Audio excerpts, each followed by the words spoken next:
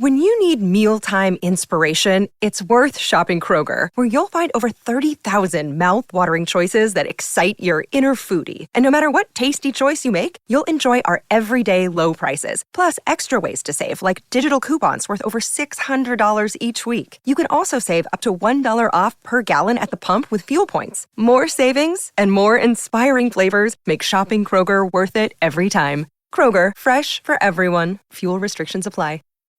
When you need mealtime inspiration, it's worth shopping Kroger, where you'll find over 30,000 mouth-watering choices that excite your inner foodie. And no matter what tasty choice you make, you'll enjoy our everyday low prices, plus extra ways to save, like digital coupons worth over $600 each week. You can also save up to $1 off per gallon at the pump with fuel points. More savings and more inspiring flavors make shopping Kroger worth it every time. Kroger, fresh for everyone. Fuel restrictions apply. Gas mark 1, 2, 3, 4, 5. I'm gonna cook a meal that's gonna make you mine. I'm turning up the oven, now we're ready to roast. When you touch me, honey, you'll love it the most. Come on and put me in a loving stew. Welcome to another Britflix.com podcast. My name's Stuart Wright, and today's returning guest is Uga Carlini. Welcome to the show. Thank you. I missed you. You were first on this podcast back in 2018 with your powerful documentary about the human's will to survive, Alison. And you're back with us with a new documentary called Beyond the Light Barrier. So before we go any further, and I should add, that's in Britain, that's available on Prime Video. And I think is it on Freevee as well, the ad-supported version, or is it just on Prime? I think so. I'm not sure because I can't speak. I think it's free. Yeah. But Alice, and you can watch Alison on Prime. Yeah. But that's not free. Yeah. Yeah. So do you want to give us a brief synopsis to what Beyond the Light Barrier is all about, please? Sure. The world's allegedly most trusted contactee story, it says on the log line. And it's the incredible story of a South African-born woman, Elizabeth Clara, who was not abducted by an alien and who was not from, because it seems to always be like people from trailer parks or that, not always, but when it's already sort of wishy-washy when these people say they've been taken. Yeah. She was a meteorologist from a very affluent family. And in 1975, she got flown to Wiesbaden in Germany, where 22 of the world's greatest minds quizzed her because of this incredible scientific knowledge she had, right? And lo and behold, it's a woman who had this incredible... No! Scientific... Do they have brains? Do women have brains? Surely not. Did you know? I mean, bloody hell. So there she goes, and she's cute with her pearls, and she does her presentation. Allegedly, she even got flown to the House of Lords in the UN, allegedly, to present. Wiesbaden, I could prove that. But there was one problem. The scientific knowledge, so rock solid, amazing, wow, gosh, how could you know? And then she simply said, because my extraterrestrial lover, Archon, from an advanced human race, took me in his ship to his planet and showed me. So there's that. And there's also the fact that he was the love of her life and she allegedly had a baby with him. So there you go. It is a fantastic tale. And it's one that that's going to make people question what it is, because obviously, like you say, that story of a woman who can go and speak to some great minds and baffle them and blind them with what she knows, and there's nothing in her biography which suggests she's learned that any other way. No. So the plausible story from her side is Archon did indeed take her to a planet and teach her about science. Science and the ultimate lovemaking, apparently, because, she even goes into great depths as to how absolutely easy everything was. And even when she had the baby, he just rubbed her leg a little bit and out popped the baby at the ripe old age of 48. So, it just goes to show what true love can do. Now, With such an open and shut case, this obviously was a film that took 5 minutes to make, yeah? Yeah, sure. Especially when you because this was supposed to be my first film. Okay, right? okay. So yeah, idiot me though. So here comes the first time. So just listen to this math. First time filmmaker with a non-fiction film about a woman who had an alien lover on another planet. And I could not understand what everyone's problem was and why they didn't want to just throw bucket loads of money at me. So, and I mean, I went it far. I went hard dogs. I went, go big or go home or go to meet on, whatever.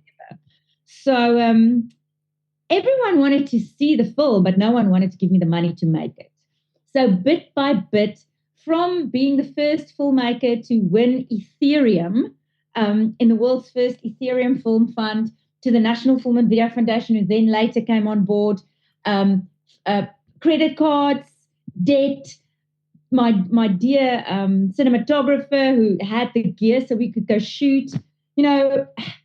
Lessons were learned while making this film. And 13 years later, well, actually during COVID, it was the closest I've ever come to giving up on a film. And I phoned my one editor, Joe, and I said, Joe, let's just see what we have. Let's just see if we put it together, what happens. And then I started remembering all this this journey. And I was like, you know what? Can we swear on the show? Can I swear? Yeah. So I just went, fuck it.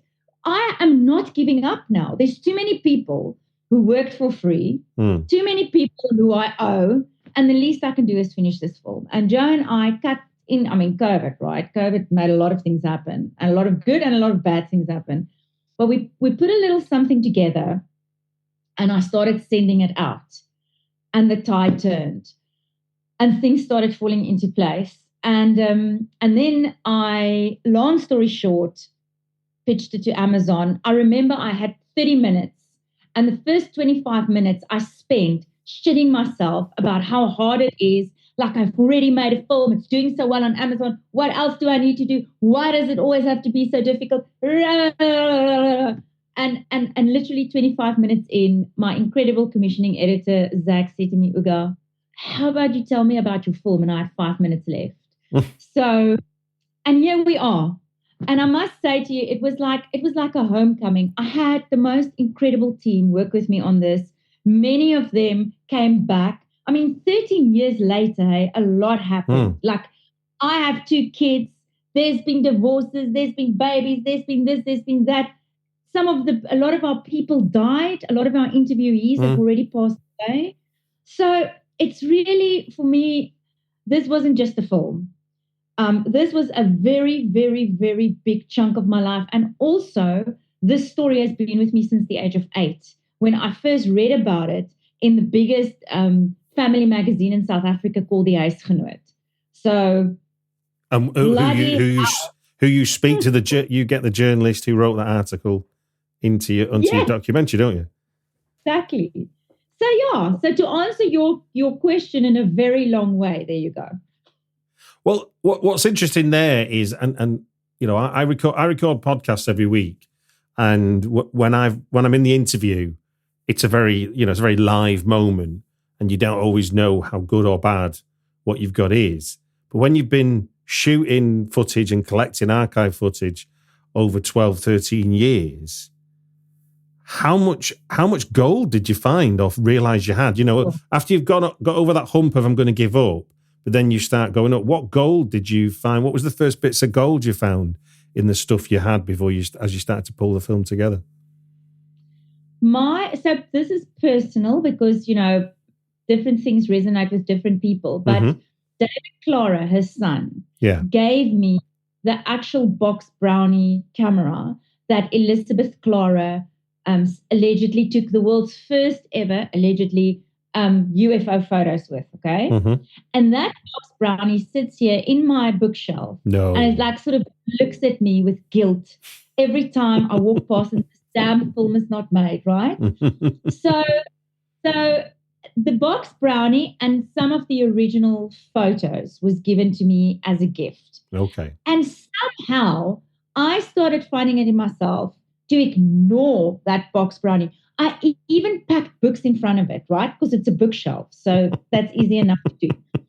And then in this process of rejuvenation, I went back to that bookshelf and there was all these things that was profound to me at the time, books by authors. I mean, obviously, if you've shot for 13 years, you make a film that's an hour and a half. There's a lot of incredible interviews also that didn't even make the film at all, right? Of course. But so even though this was actually one of the first pieces of archival given to me, unpacking that and rediscovering it and facing it again was actually a very pivotal moment in this process for me. And then, let me just tell you this is not quite your question, but just because it's so damn interesting.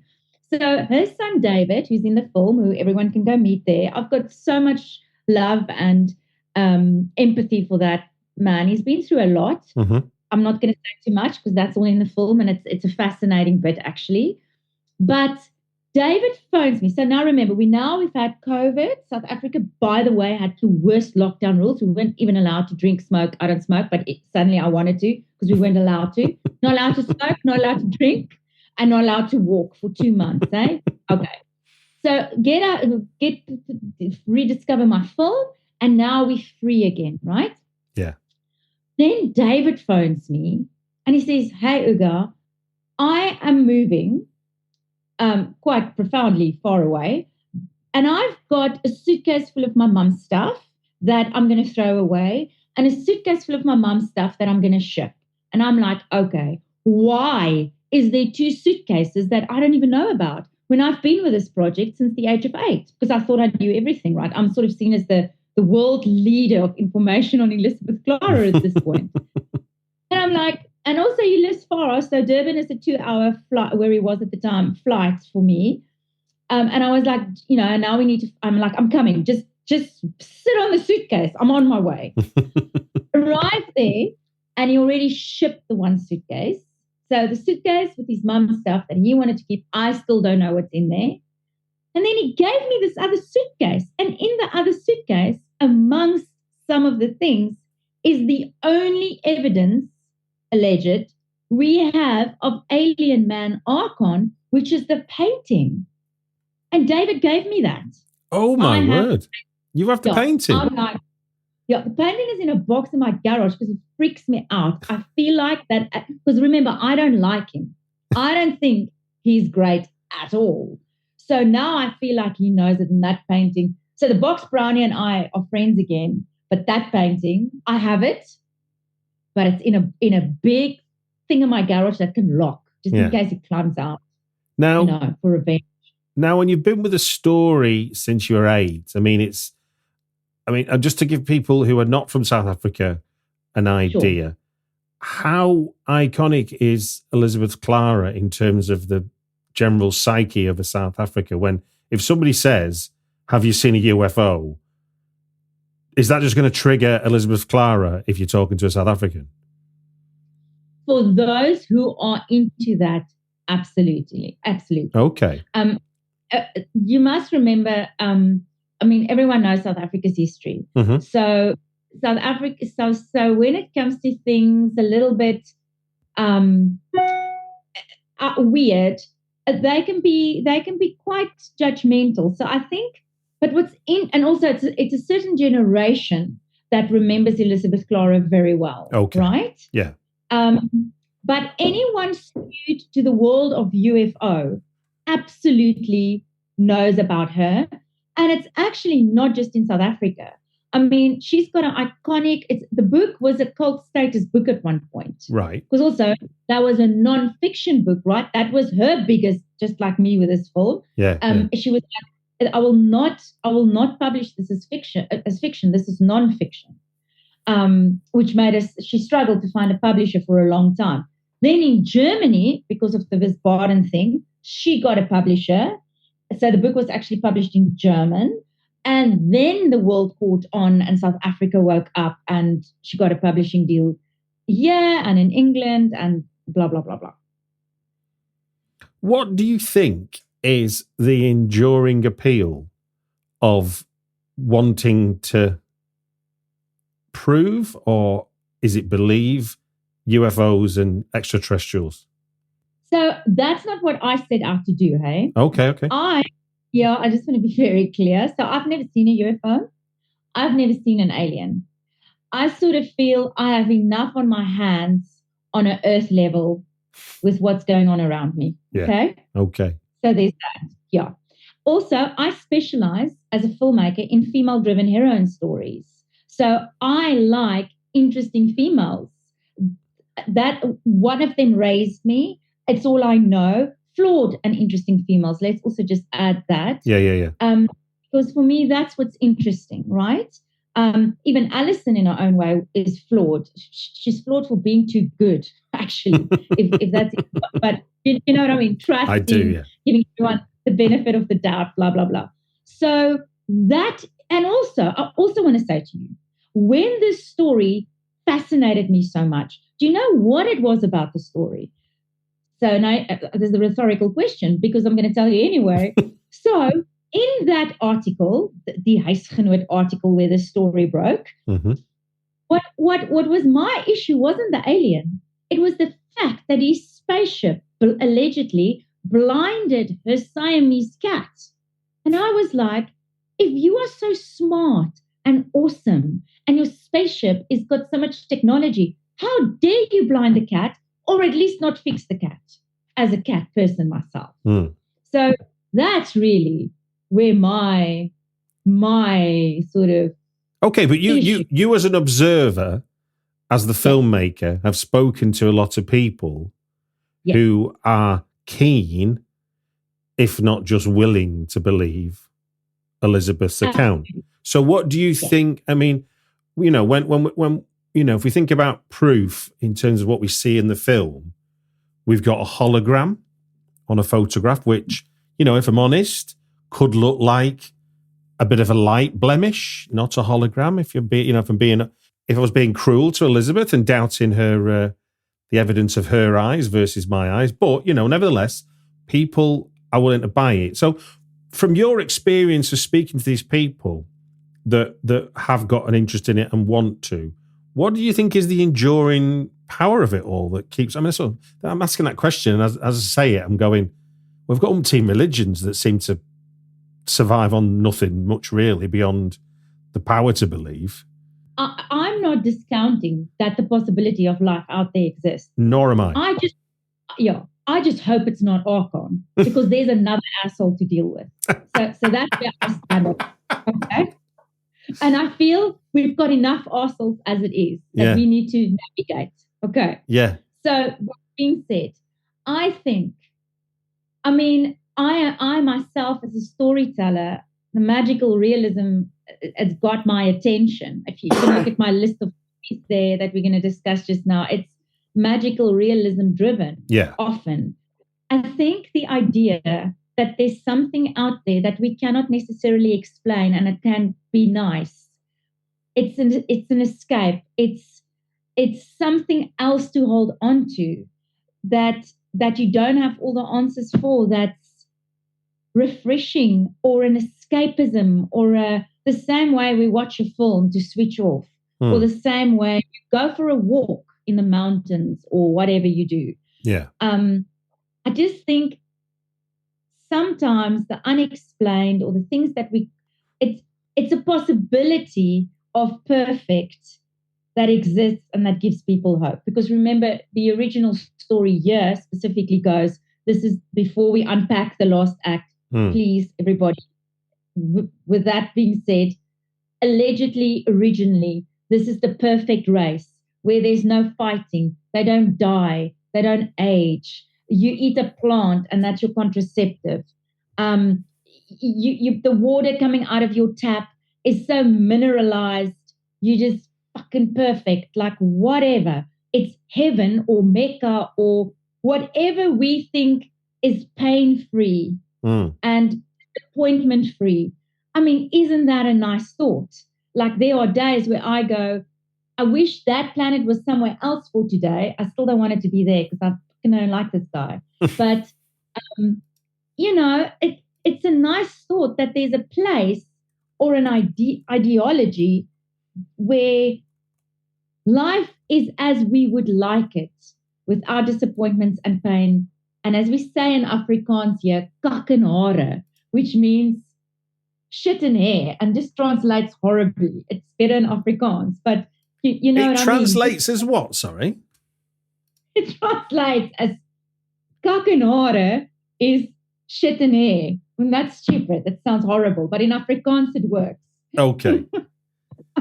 Now, in sci-fi, not the alleged story that Elizabeth has told, often there's a kind of dystopia to our interactions with aliens, or there's things like James Blish's A Case of Conscience, where the idea of the sort of human supremacy goes out to the other world and tries to colonize other planets, and finds out that they've got perfectly civil, no wars and nothing, but they've never had religion, and they've brought a priest with them, and they can't quite understand why a race of beings can survive without religion, which is obviously an arrogance of the humans, even though that the humans invented it, to my mind, but that's a whole other thing. But what Elizabeth is doing is kind of creating this kind of utopia out of her. There's no fear, there's no threat to it in her mind. Obviously, what Dr. John Canny goes on to say as a narrator is sort of recontextualizes it both as her story, but also as a story overlaid over the second half of the 20th century in South Africa as well, doesn't it, really? I think it's safe to say. So I think that's just a statement rather than a question. So what does that make me ask? So yeah, Dr.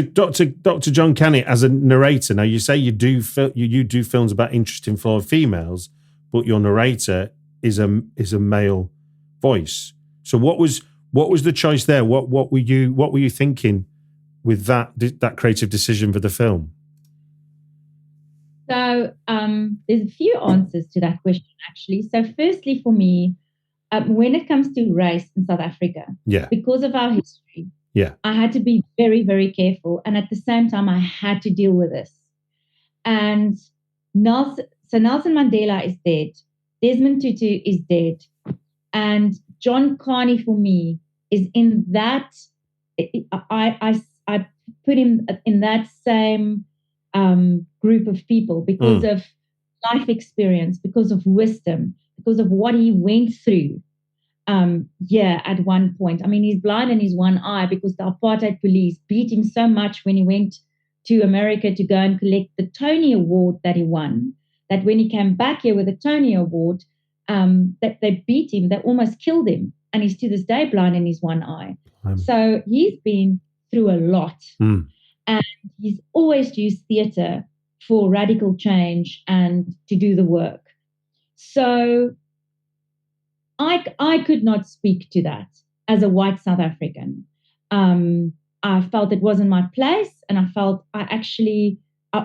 you know what I mean? It needed to be someone that I can trust and that I look up to, and that's got the wisdom. Mm-hmm. Plus, John Carney is very much known for Black Panther and for Captain America, which is sci-fi films. Yeah. Plus, I used to write exams about this guy when I was a drama student. So it's always been my dream to work with him. And he was going to be in my film Angelina, my previous film, my fiction. And then COVID happened and John couldn't travel.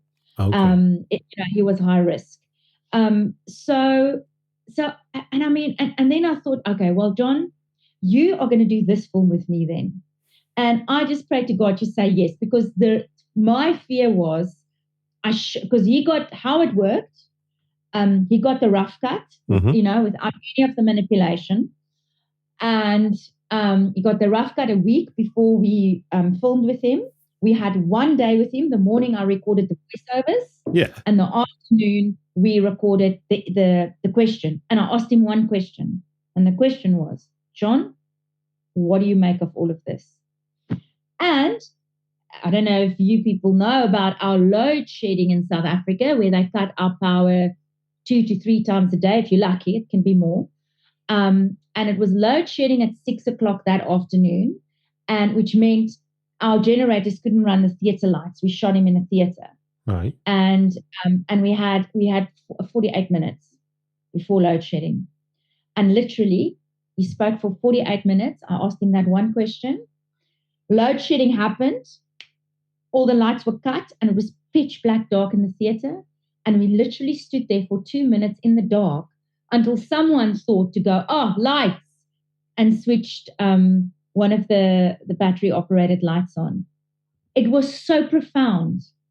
And again, what you see in the film is 5 minutes of a 48-minute life-changing event. So that's why it had to be John Carney.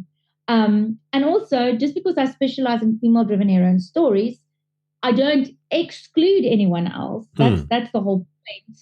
A bit of man every now and again is not a bad thing.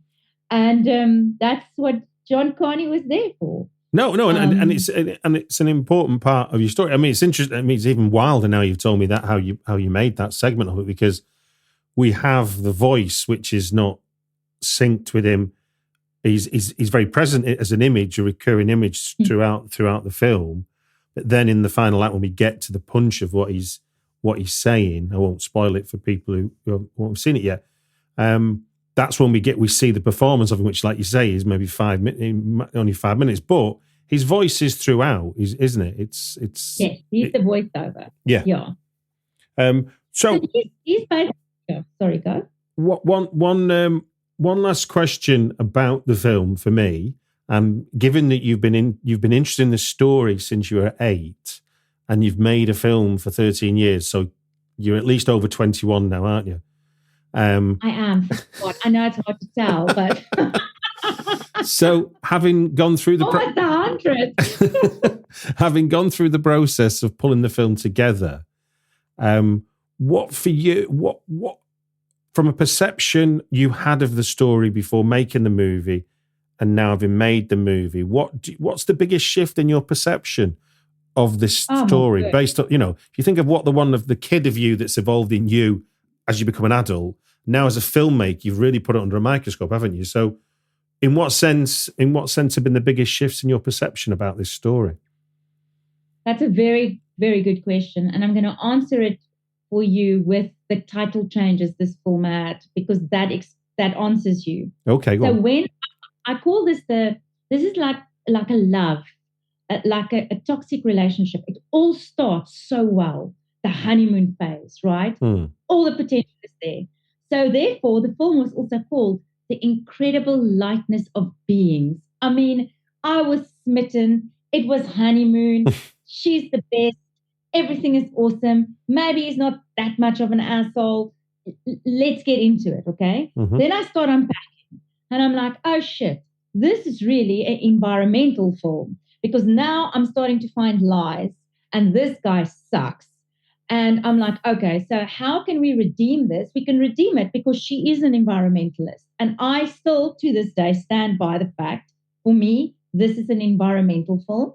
And she chose one hell of a way to get our attention. Rather than speaking to the already converted that maybe an Al Gore film would do. And yeah, he won the Oscar. I'm not dissing anything. Mm-hmm. It's just that it speaks generally already to those of us who are pro-environment. That's not where the change needs to happen. The change needs to happen with the masses. And how better to get the attention of the masses than to say, hi, I went to MATIN, had sex with an alien and had a baby.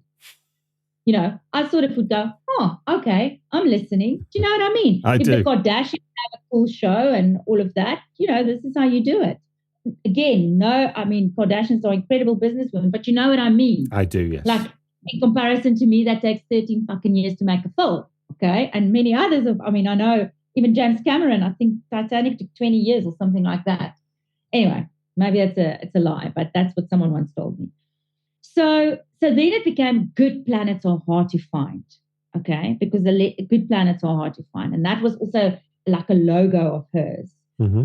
And then when I, much, much later in the journey, because I was working off the new book, the soft cover, mm-hmm. where they removed the detrimental paragraph.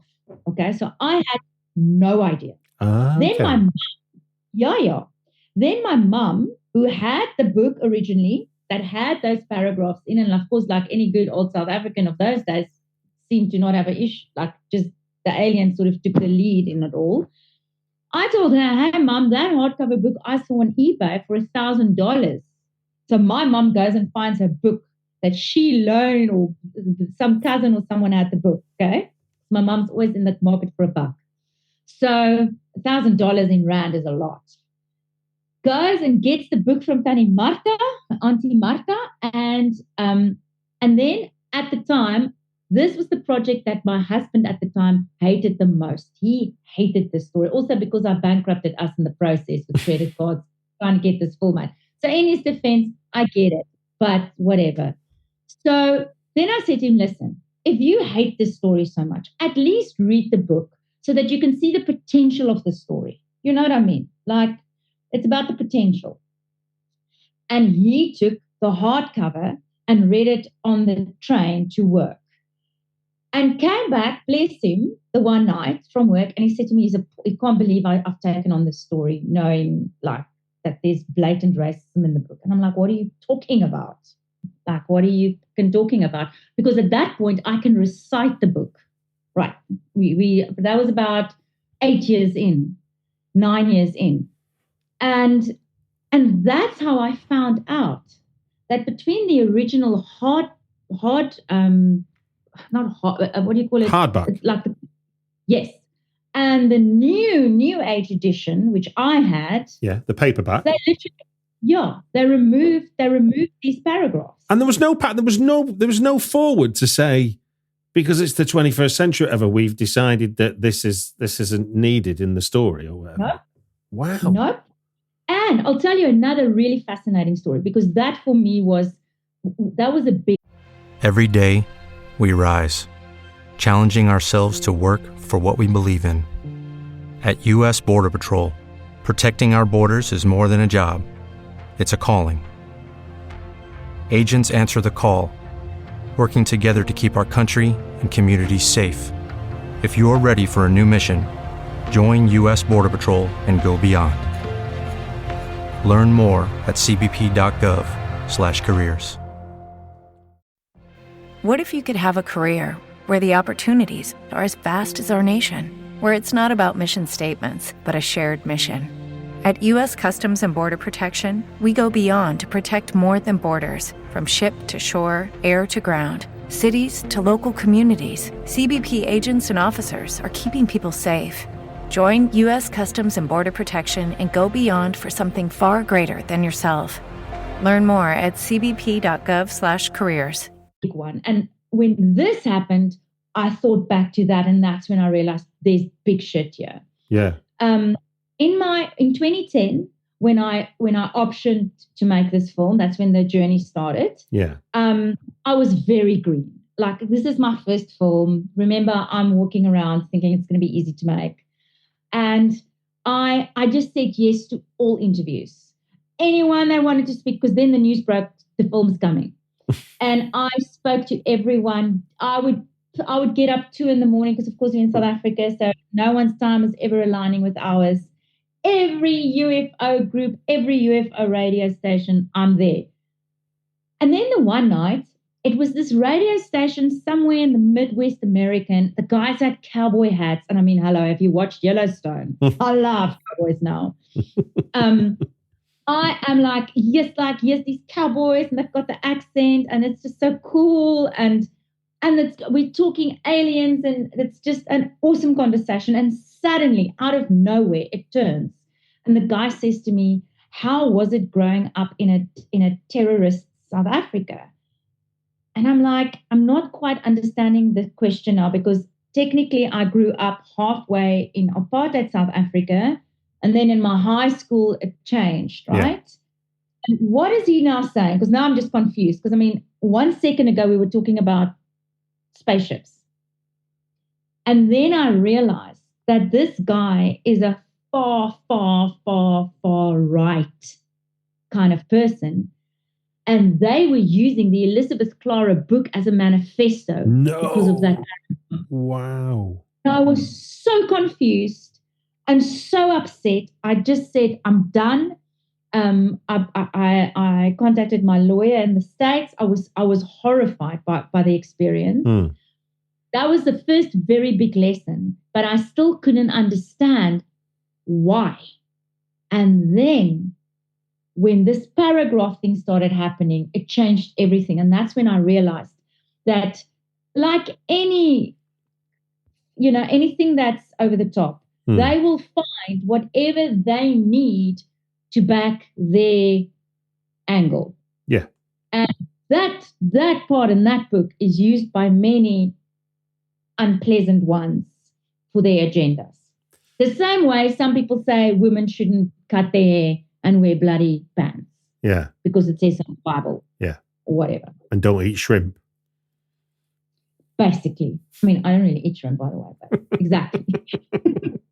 I don't eat seafood because I'm a mermaid. But yeah, but exactly. So that for me, yes, like I've learned some tough lessons with this project. So then, in a way, that discovery and that experience, and that coupled with that experience, was like a sort of a reawakening for you of what you were doing, as much as it was a fascination. Yes. And then to go back to your question, so remember, we went incredible lightness of being, honeymoon phase. Yeah. Sort of the boring part of the marriage now, good planets are hard to find, straight and narrow. Yeah. And then I went, okay, divorce is upon us. We're gonna go back to our roots. We're gonna call a spade, and it's gonna be beyond the light barrier. Full stop. That's the name of this film. Admittedly, I wasn't as familiar with who John Canny is as maybe some viewers will be, but I was just listening to him narrate the film, and obviously coupled with the interviews, I wasn't seeing the politics with a big P coming at the end of the film. I was a bit, your film does a good trick on the audience in a way, because you've got these kind of quaint, normal people. They're not, like you say, they're not swivel-eyed lunatics who are going, I saw an alien spaceship, and I'd had 7 bottles of moonshine, and I was upside down behind the telly when it happened. It's nothing like that. It's very much people being deadpan serious, talking about it like they talk about doing a tax return, which is quite interesting. I mean, and the candor of the film is also very interesting in that sense, because even the people that are cynical are not angry or appalled by the fact that somebody might believe in it. They just go, well, from my point of view, there's just, the son's sort of skewered in the middle, isn't he? He's kind of, it's his mum. He has to sort of go along with some of what, this idea. His mum can't be whole crazy, but and he loves her. And he loves her, and there just isn't enough. There just isn't enough for him to go, yes, definitely. There's also humor in there if you look at it from a rationalist point of view. When you've got people saying, I've got an alien cousin, you're like, wow, that's levels of belief I just couldn't begin to have. But, I look in their eyes as they're saying it, and they're not embarrassed by it. They're just like, what a nice thought. Yes. And there's authenticity for me in the people. I care deeply. And it's like that with all my films, even with fiction, like, when it's all over, I feel like I'm going through a breakup. I can't believe that everyone's just going on with their lives. And I'm now going into post. I'm going to be looking at them all every day. And I think for me, a lot of these people spoke for the first and the last time on camera to me about it. And they trusted me completely. And they are just so lovely. Like you say, even the greatest skeptics, they are just awesome people. And they just tell you how it is. And how they see it. Indeed. And it's lovely. Well, look. And you're sorry? I was just going to say, well, you finish your thought. I was going to say the reason why, because some people have criticized me for throwing that curveball at the end. But I'll tell you something. We did a cut where that was at the beginning. And you can't go on once you've been dealt that card. Yeah. Because it's so fucked up that it just wipes everything else out the door. Exactly. So it had to be at the end. And yet, Carney, without giving it away, he leaves us with so much love. No, he does. But also, you in sort of screenwriting terms, because Carney's there his voice is there from the start, even if the truth about the book that we don't quite know until you reveal it isn't till that moment in the final act of the movie. But you've set it up. You've given us his voice. You've given us he's the author of what we're really meant to believe at the end. The other people are the detail and the context about why he's talking. If that makes sense. I mean, I'm not sure it was designed that way, but that's kind of how I saw it. Absolutely. And Carney is basically the filmmaker that takes you on the journey and unpacks the good, the bad, and the ugly. Yes. But instead of leaving you with a fucking broken heart, he heals it right at the end, like only he can. And I mean, that's unrehearsed, unscripted Carney talking from the heart. Blows me mind now. You've told me that process. The idea that what I watched is actually a one-take wonder, that's friggin' amazing. Absolutely. Except the voiceovers. Obviously, the voiceovers were written and read. Yeah. But that's the beginning. But when Carney looks at you and he looks you in your eyes and he starts, that's the camera rolling. Fantastic. One time at 48 minutes. Well, congratulations for Beyond the Light Barrier. It is readily available on Amazon Prime or Prime Video in Britain and other places. And we are going to move into 3 films that have impacted everything in your adult life. And then, and looking at the titles, there may be links back to this film, or at least there may be DNA and a bloodline somewhere. In terms Little did I know. Well, just so for those that have joined the show to listen to you and have not heard this before, then what we're going to do is you've given me 3 films. And, well, you've given me more than 3 films, but the rules are 3. We're going to discuss 3 films with you discussing slightly. You'll discuss more, but I'll be prompting you with 3 moments. And then for 5 minutes, you'll be chatting with me. And then at the end of that 5 minutes, you're going to hear this sound.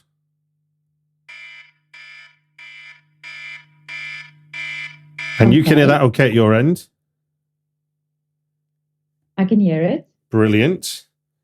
And when that sounds, that's the end of 5 minutes. So we move on to the next film. This isn't strict. You don't have to stop talking the minute you hear that sound. I mean, finish your thought and stuff. First off the bat, we have got E.T., the Extraterrestrial from 1982, directed by the one, the only Steven Spielberg. Would you like to tell us a little bit as to why that film had such an impact on you, where you first saw it, how you saw it? Right. I am at primary school. I am with my mother and my sister, who's 6 years younger. I don't know why I have to say she's 6 years younger. I'm under pressure now because I have 5 minutes. And we go, it's old school. South Africa is sanctioned because of our horrid politics. So there's only a few films that get let into the country. And E.T. is one of them. Oh, amazing. My mum puts us in a little car. We drive all the way to our closest cinema, which is Sanlam Centre, there in some place there close to our house. And we arrive there and the queue is so long. It goes out the door and 2 people from the booth, she goes, sorry, sold out. 3, I know, heartbroken. 3 times we go back there. 3rd time lucky. We're the last people. We got the last 3 tickets. And we went into that cinema and we watched E.T. And I looked at this little alien and I thought, fucking hell, I want to do that. And then my sister, this is almost the most important part, was petrified of this little alien. And I was like, fuck yeah. In that same huisgenoot, of that family magazine, in the middle of the huisgenoot was a poster. Every week, it came out every week, and there would be a poster of a famous person or whatever. And the one week it was E.T. And because my sister was so shit scared of E.T., I put the poster on my door and my sister wouldn't come into my room. And I was like, yes, I got her out of my room for months. Thank you, E.T. Okay, that's 5. That's not even 5. Is that 5 minutes? I feel like that's my story for E.T. Well, I mean, it's not 5 minutes yet at all. No, I'm fascinated by what you just said there about films being, sanctioned by the government and only so. Not the government. Well, yes, the government sanctioned films, but the world also sanctioned us.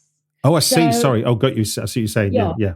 But the government also sanctioned, make no mistake. The government didn't want to put Cosby Show on television because they didn't want white people to see that black families are just like them. Okay. No. Yeah, no. That it went both ways. So what made E.T. an exception then in terms of the blockade of films coming into South Africa? I'm not sure. I can't speak to because I was very small, but all I know is E.T. was one of the films that got in and we could watch it. And that idea of, I love the idea of queuing for a cinema. It's such a, I'm paying, because obviously now we just buy them on the websites, don't we? And we arrive and we show our QR code and walk in. And also that absolute, that heartache of you almost there. You can feel it, you can smell it. And she's like, sorry, sold out. And I mean, bless my mum for going back and back and back. I was so shit scared my mum was going to go, fuck this. Because I might be the one actually now with Mike. It's just like, oh my God. But my mum went back. She went back 3 times. And my mum, I know it's not on my list, but it is up there. But my mum also snuck me in Dirty Dancing. I was 13. No, I was 12. And it was 2 to 13. And my mum said, come, let's go.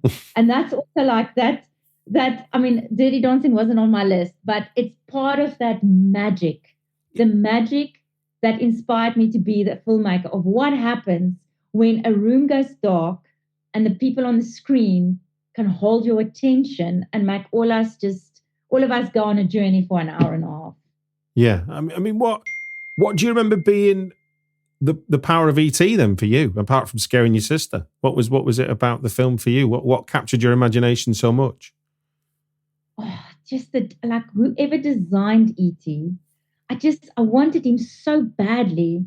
It's just like, and little Drew Barrymore. I mean, everything about it, and his little finger, and that he just wants to go home. I mean, I couldn't deal with it. I cried to the point where it was embarrassing for everyone with me, with us, and it was just, you know what? When I was 7, our gardener said to me that he knew the 7 dwarfs. And I was like, no. And he said to me that he'd bring them for me. And I made 7 beds, and I waited for that fucker to bring me the 7 dwarfs, and he never did. So then E.T. was given to me, and there was just something to hold on to because the 7 dwarfs never came. Brilliant. Well, thank you. That's a wonderful tale around E.T. Just to add to that, actually, E.T. is the first film I remember coinciding with friends because obviously we didn't have the same problem of people not selling us stuff. But there was in a more traditional sense, there was the old cinematic window in the sense of something showed in America and then you waited 6 months to 12 months before you saw it in the UK. There wasn't like now where everything opens up in the world like that. Yeah. So friends had been on holiday to America or Canada or wherever, and they'd seen it and they're talking about this film that you cannot access. And it's like, they've seen the greatest film ever. And obviously every film gets better, the less chance you've got to see it. Of course. By the time you see it, your life can never be the same again. Exactly. Right then. Moving on to your second choice, which is 2 choices. Same colour, but 2 choices. We've got Luc Besson's Le Grand Bleu, The Big Blue. And we've got Jean-Jacques Benet's Betty Blue. But it's not called Betty Blue, literally translated for the French title. It's 37 something or other, 37 degrees Fahrenheit or something like that, I think it is. I saw the French one with subtitles. Yeah, no, that's the film. That's the film. But the French title is not a French derivation of Betty Blue. Oh, yes. I only know this because I interviewed a French woman recently on a podcast who also chose Betty Blue. And for years, she didn't even know that Betty Blue was the same film. Oh, really? Yes. No, I did. So, No, why put these two together? One's 1986, one's 1988. They're very different movies in a sense, but obviously they got blue in the title. That's about the only similarities I can tell you. I'm French. But I saw them in the same year. Okay. And I was studying. I was a student, and I had a DVD player and a TV. And my best friend at the time, Nikki would come every Sunday, and we would just watch movies. We would lie in bed, and she would come over, and I had this big bed, and we would just lie there. And then every Sunday, other people would join, and we would just watch these movies, 2 or 3 of them twice. And it was. I mean, this is a while ago, but that one Sunday, it was Betty Blue, Big Blue, and in fact, remember 3 colors: blue, white, and red? I do, yes. Yeah, I mean, ideally, really, that should be in that second position as well, because it's something about. Obviously, I'm Italian. I'm South African born, but my father is fully Italian. So Big Blue, of course, has got the Italian resonance, which just feeds my spaghetti side. And Betty Blue is the French, the filmmaking. It's just they had to go together because we watched them together as students. Yeah. And I was profoundly moved by the filmmaking, by how every time we paused, it would be like a postcard. It was so beautifully filmed, so beautifully designed. I mean, now I know all the terms. Now I know what they've done. But it's that simplicity of French filmmaking where there's a lot of space on the frame. And I think visually I was profoundly moved by the way they tell stories and how beautiful everything is. I mean, Betty Blue at her worst is beautiful with that mouth and the costume designer, what she made her wear, and this how all these elements are storytellers. I mean, that profoundly affected me as a filmmaker as well. I mean, all the films on my list is actually as a filmmaker, which very much sort of shaped me. And also when I was, now we're going back to school again, but my mom was a single parent, and holidays, we didn't go away. I had to stay home and I had to look after my sister. But my mom got us a DVD account. And every day we could walk down to the DVD shop and I could choose one and my sister could choose one. And then you watch that one film all day long to go back to the DVD shop and return. And between that and the Betty Blue moments, I think that's why Sundays was so important to me, because it almost took me back to, Quentin Tarantino always said he worked in a DVD shop. Yeah. Well, I walked to a DVD shop and got a DVD a day and then had to watch it all day long. And I mean, my poor sister, she was 4 when she watched Rosemary's Baby. Because it was like, come, let's discuss. So she always says I fucked her up for life. Because, I mean, I would watch her little, My Little Pony, but then we had to watch my film and unpack it and discuss it. So tell us about your DVD shop, where you're renting your DVDs from. It was awesome. It was about 2 blocks from my mum's house. Right. And back then it was still fine to walk and kids to walk on their own. And the guy, there were always these really cool guys that worked there, or girls, like super funky. It was like a proper, like how you see the American movies. Have you watched Yellow Jackets? Yes. Have you watched Yellow Jackets? I've not, no.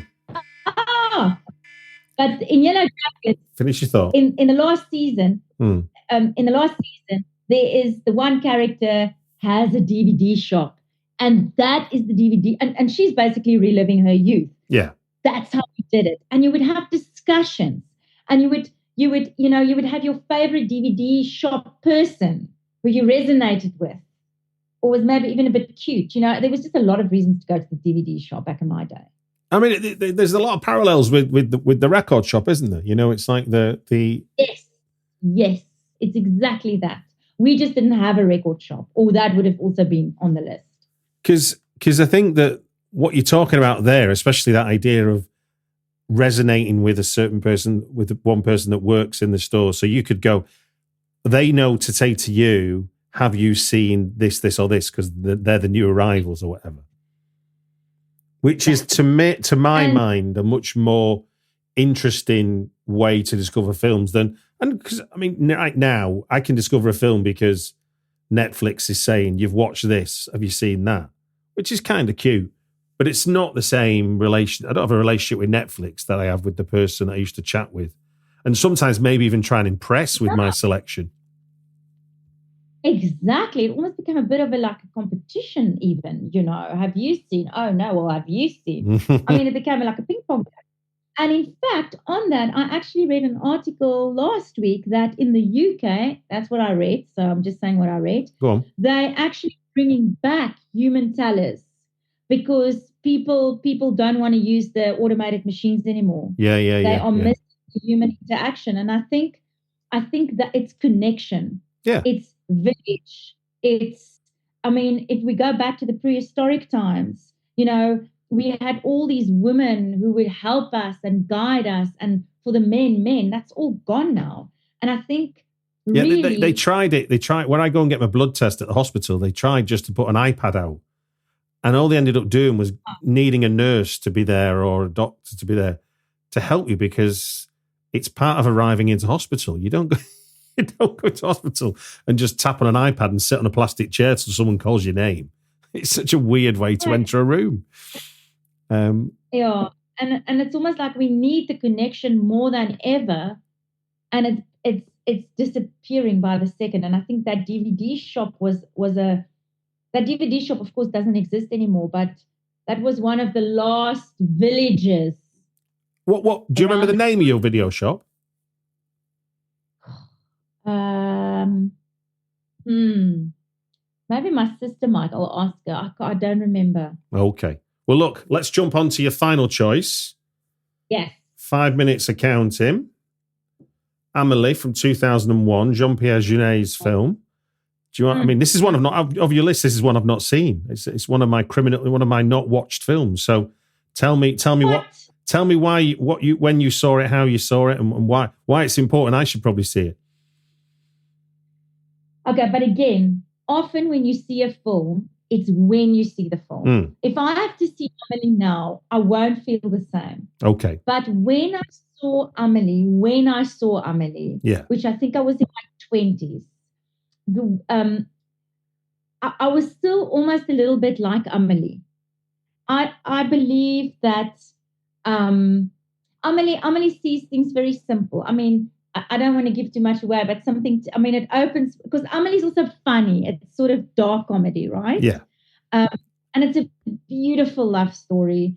And she's quirky. And I mean, remember, I was a drama student. Drama students were always weird, right? We were the ones that would dress weird, and they're the weird ones. And when I was at school, I was the art student. Then I was the weird one. Oh, and my God, I was in an Afrikaans school, and my surname was Carlini. So I was very strange to them.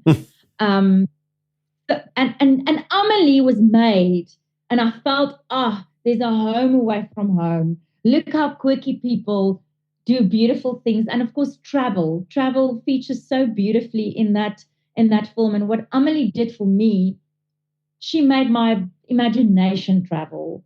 It really felt to me like I watched that movie, I think, 1,000,000 times. But it was the timing of that film that was profound to me. And when I made Angelina, interestingly enough, my fiction, I kept quoting Amélie, and I kept saying, Angelina is my Amélie. Angelina is Africa's my personal, speaking for myself, Africa's answer to Amélie. But Angelina style, Cape Town style, Africa style. So Amélie for me was more about, because everything is so quirky and offbeat, and and cute. It's just lovely. I mean, sex education, for some bizarre reason, also reminds me of Amelie, some of the characters. I think Amelie also for me was one of the first films for me, from what I watched up to that point, to really push boundaries of storytelling and characters and putting what's really in your head like a dream world onto film and making it feel like every day. And can you give an example? Can you give an example of maybe a scene where that's achieved really well in Amelie? Yes. And I still want to know from the creators of Sex Education if the one scene in the last season was inspired by Amelie. The gnome that travels. And then, so I don't want to give too much away, especially because you haven't seen it, but then the gnome travels and sends a postcard every time the gnome is somewhere cool in the world. Like the Eiffel Tower, the gnome, like garden gnome, right? Yeah. Statue. There's the statue, and the postcard gets sent out. See, I don't want to say it because then I'm going to give the film away. I really need you to watch it. Well, okay. Tell me then, what's the most direct influence on your film, Angelina, that comes from Amelie? Okay, I can't even say the colors because Amelie's palette is completely different. Well, there's a gnome for one. Is there really? Yeah, go find my gnome. Yeah. For sure. And Amelie, Angelina also travels. And there's also the postcards at the end. Have you watched Angelina? No, I've not. No, not yet, no. Okay. So that one you also have to watch. Actually, please watch Angelina before Amelie, if I may. And then watch Amelie. Okay, the thing has gone, but I feel like, can we just squeeze my bonus film in real quick? We can. We'll have time. We can do. Yeah. So your bonus film is Love Actually. Why?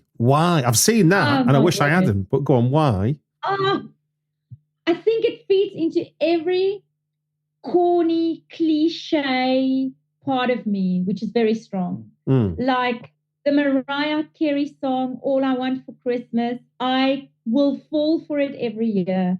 I will sing it for my kids every year. They hate it every time. I want to cry when I hear it. Finish your thought. Go on. The way that film opens at the airport. I love ensemble casting. Angelina, ensemble casting. I love to make films like that, although my next films are not going to be like that at all. But I just love I lived in the UK for 4 years, and it makes me homesick every time. Well, homesick for the UK every time I watch Love Actually. And it's one of the few films that I can watch once a year and love it every time as much. Really? Yes. I love it. The guy standing by the door with his boards. Oh my word. Die inside. Love it. Well, look. Come stand on my door with some boards, please. Like, so cute. Well, look, thank you very much for sharing your 5 films that have impacted everything in adult life. But thank you very much also for coming to talk about your new film, Beyond the Light Barrier, which is available to watch on Prime Video. And it just gives me to say thank you very much for joining us on the podcast. Thank you for watching, and thank you for having me.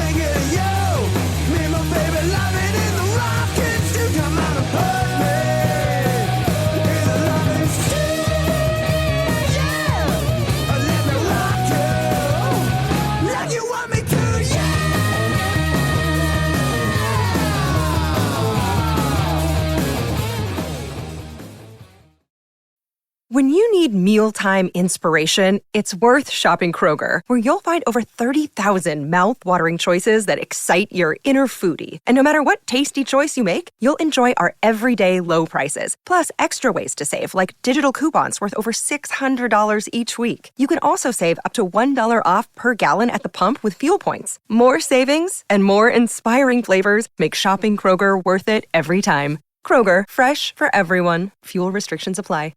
At Kroger Pharmacy, care is what's most convenient for you. Care is being here when you need us. We're open evenings and weekends. Care is helping you save more. Most insurance plans and discount cards are accepted at your local Kroger Pharmacy.